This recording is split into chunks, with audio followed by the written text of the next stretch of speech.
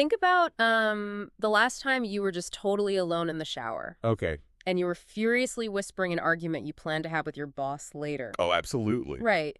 Or maybe, you were pacing around your bedroom rehearsing exactly how you were going to deliver some bad news to a friend. Complete with, like, the hand gestures and Well, everything. exactly. You were actively putting on a performance for an audience of absolute zero. Yeah, we all do it. But, why do we do that? Why are our brains wired to constantly script and rehearse our lives even when no one is watching? Well, it's a universal human habit, but modern behavioral science really struggles to explain it neatly. Right. We try to map human behavior using big data, algorithms, giant sociological spreadsheets. Just trying to turn it all into math. Exactly. We operate under this assumption that if we just gather enough data points, human nature will finally resolve into this clean, predictable equation. But the math never works out. No, it really doesn't. Because, you look at how people actually behave in the real world, how messy and contradictory we are, and suddenly that spreadsheet is useless. Totally useless. We're dealing with a landscape that just defies raw logic, which is exactly why today's deep dive is going in a completely different direction. Yes, we are. We're looking at this fascinating source document that maps out the underlying philosophy of a really specific mindset. It's titled The World of William Shakespeare.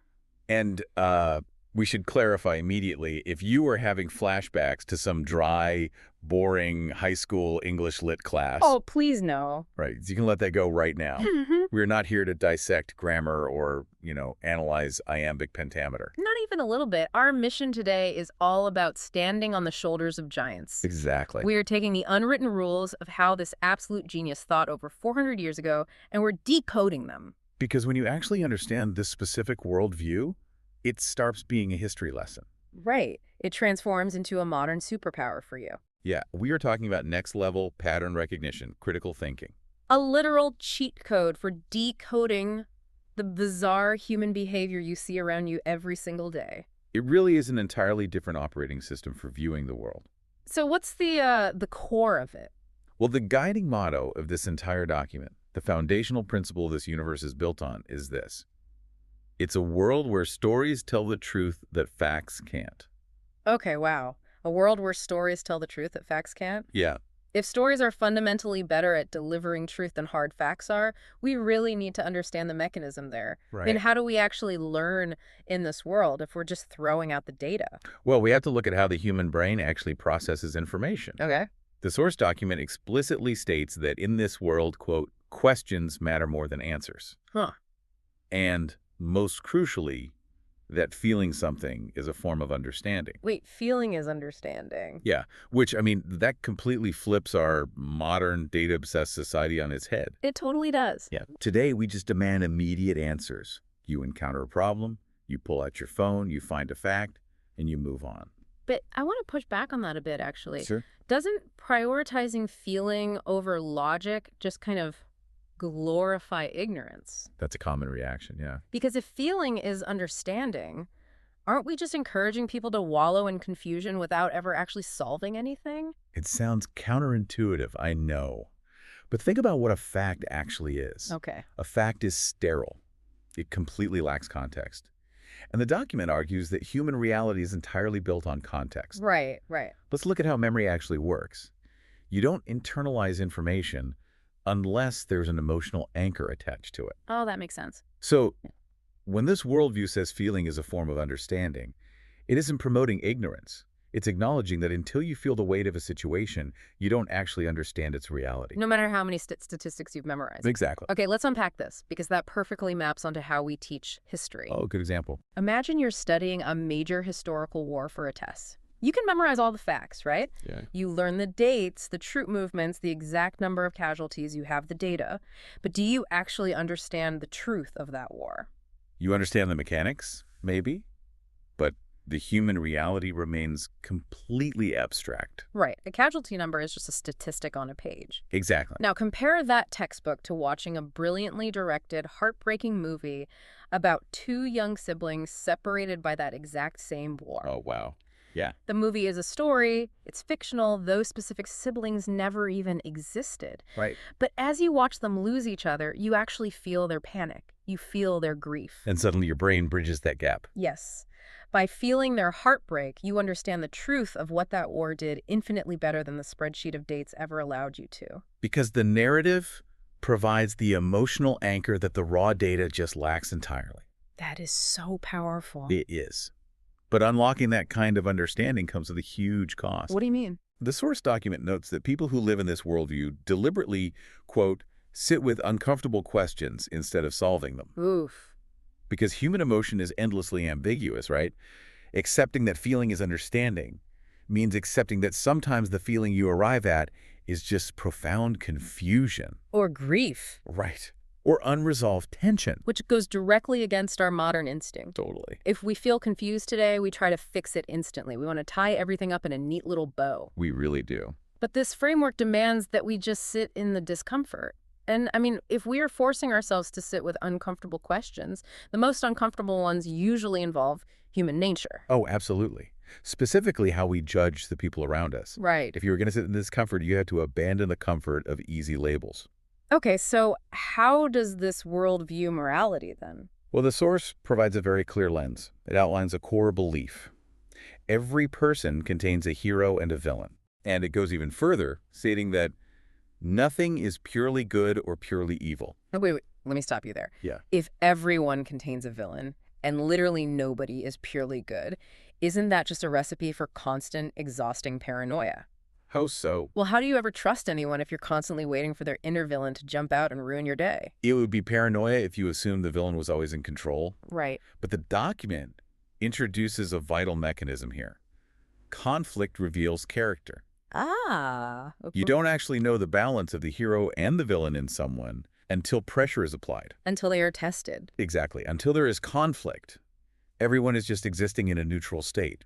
It's the friction of life stress, fear, ambition that forces those hidden traits out. And because human beings are complex, that character reveal is never clean, is it? Never. It is always a super messy combination of selfish impulses and noble intentions. Here's where it gets really interesting to me, because it's not about being paranoid. It's about being realistic.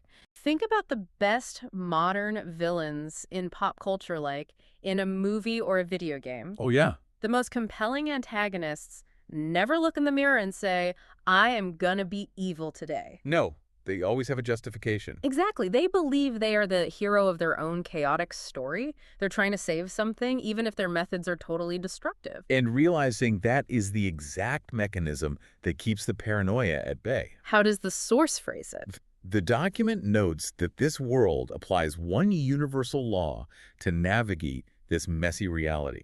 It's a radical form of empathy. Empathy, but like not in the sense of just feeling sorry for someone who's sad, right? No, not at all. Empathy here is an analytical tool. Oh, interesting. It's the active practice of recognizing the hero and the villain within everyone, including yourself. Wow. When you truly internalize that nobody is purely evil and nobody is purely good, you gain the ultimate cheat code for the modern world.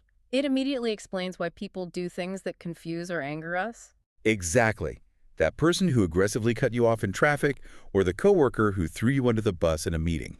They aren't acting like comic book villains who just enjoy being cruel. Right. They're acting out of their own internal narrative, where they are a vulnerable hero trying to survive a threat. And when you view them through that specific lens, the anger just kind of drains out of the situation. It really does. You stop taking their bad behavior as a personal attack, and you start analyzing the underlying causes of their panic. You see the frightened human operating the machinery.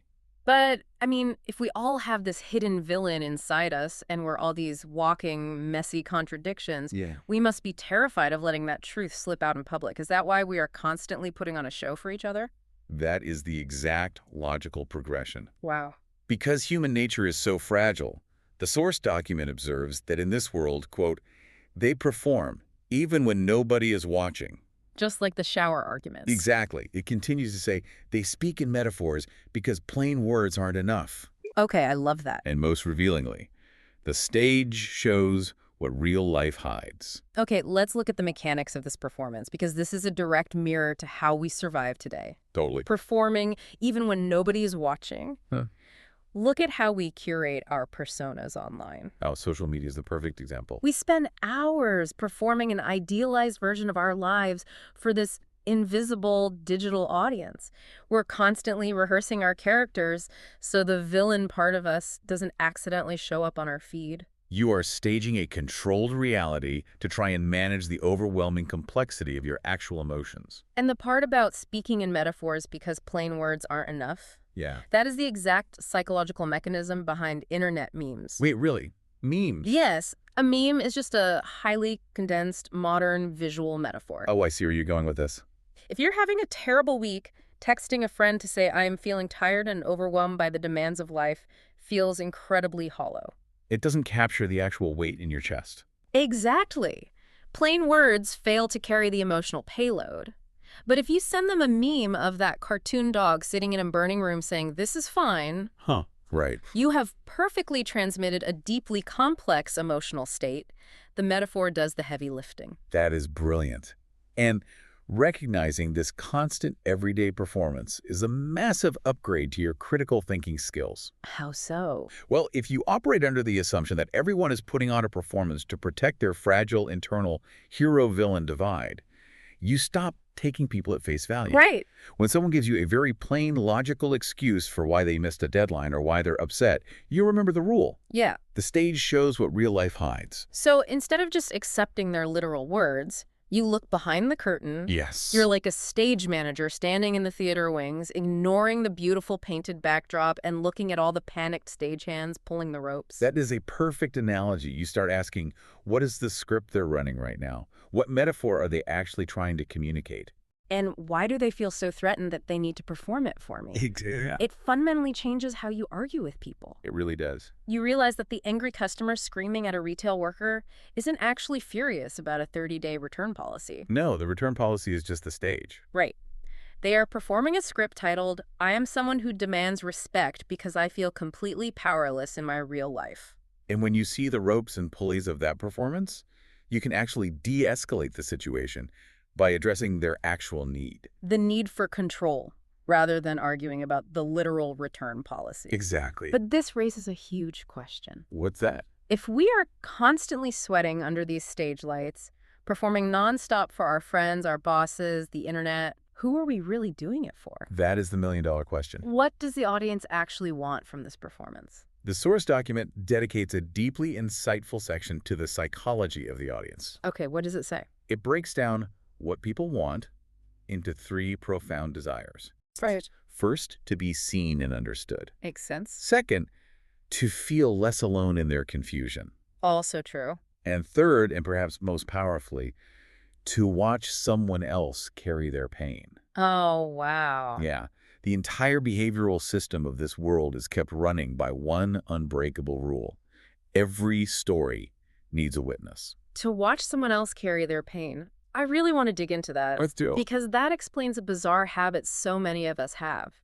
Think about when you've had a truly devastating day. Yeah. You're heartbroken, or you failed at something big. What is the instinct? You don't put on upbeat, happy party music to cheer yourself up? No, you usually put on the saddest music you can find. Exactly. Or you watch a deeply tragic movie. And logically, that makes no sense. Why would you actively seek out sadness when you're already drowning in it? It seems like a paradox, but it's actually a highly efficient psychological pressure valve. So wait, the stories we consume are literally just containers for our own overflowing emotion? Yes. We use fictional characters to do the screaming for us. Exactly. Remember the first rule we discussed. Feeling is understanding. Right? When you watch a character on a screen going through an agony similar to your own, it validates your reality. You're no longer isolated in your confusion. But the rule that every story needs a witness isn't just about theater. It applies to our private lives, too. We desperately need a witness to our own internal struggles. We need someone to acknowledge how hard it is to balance that hero and villain inside us. Precisely. But often, we can't find a witness in the real world. We lack the vocabulary, or we're just terrified of showing that messy side to our friends. So we outsource our emotional processing to the narrative. We project our feelings onto the characters we watch. They become our avatars. Wow. We let the fictional character break down, throw things, and scream at the sky so that we can sit quietly in our living rooms and process the exact same emotion. Without actually destroying our own lives. The story becomes the witness we couldn't find in reality. That is an incredibly therapeutic mechanism. It's empathy functioning at an industrial scale. I love that. And this connects directly to the overarching engine of this entire 400-year-old operating system. Okay, what is the engine? The document outlines what it calls the big idea. It's the ultimate secret weapon of this worldview, and it's called the mirror. The mirror. Okay, so what does this all mean? How does it actually work? The document states the mechanism very clearly. Quote, "A story doesn't show you the world.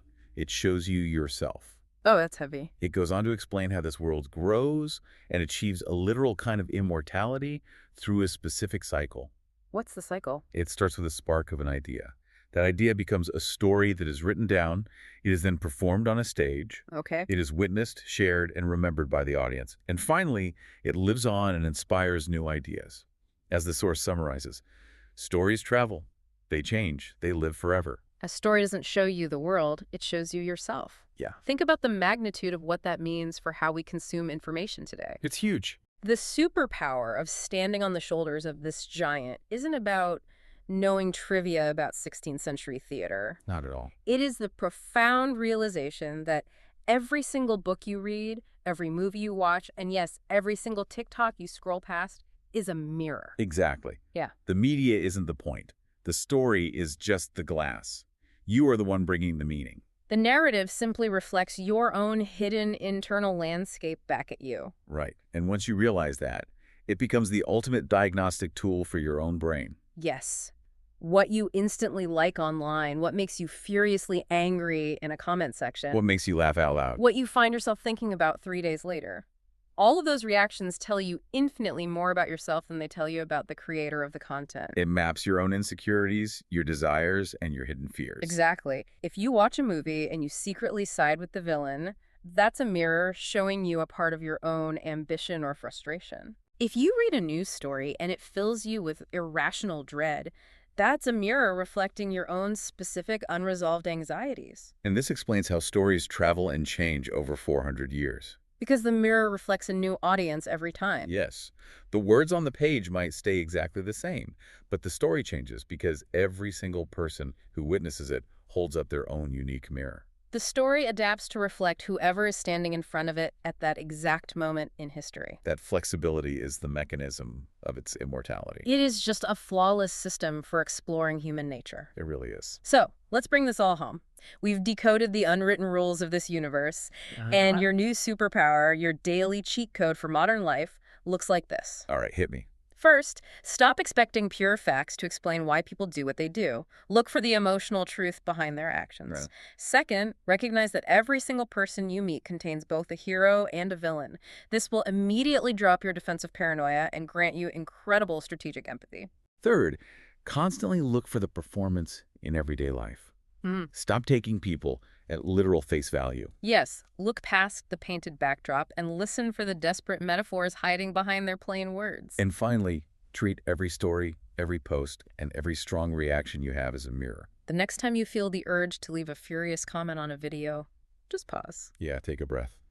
Recognize that according to this 400-year-old framework, you aren't actually mad at the creator on the screen. You are reacting to a reflection of an insecurity or fear you hold inside yourself. Use that mirror to map your own mind. It is a comprehensive toolkit for navigating the chaos of the modern world.